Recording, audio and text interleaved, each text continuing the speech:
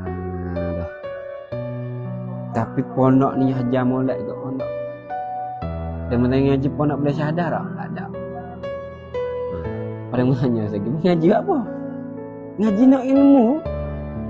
Ngaji nak lepas fardu ain. Apa kata? Ngaji nak pandai, rukun semaja, syarat sah batal. Dah nak duduk. Dia panggil kena hukum syarat. Tu dia panggil hak. Dia panggil hak kita kena ada. Dah kena boleh. Syahadah tak boleh tak apa. Etikad kena. Faham kata? Syahadah tak ada tapi etikad kena. Kamu boleh syahadah ada satu situ. Syahadah selamat neraka. Faham kata? Dia mau tanya haji pondok ada syahadah tak? Tak ada syahadah. Tapi aku ada syahadah etikad kena.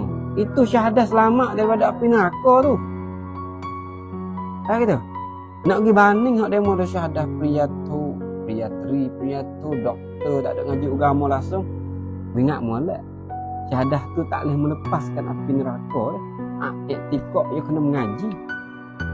Kata etikad nak etikad betul, nak reti bab tauhid, nak reti bab fiqh, nak reti ilmu tasawuf kena mengaji.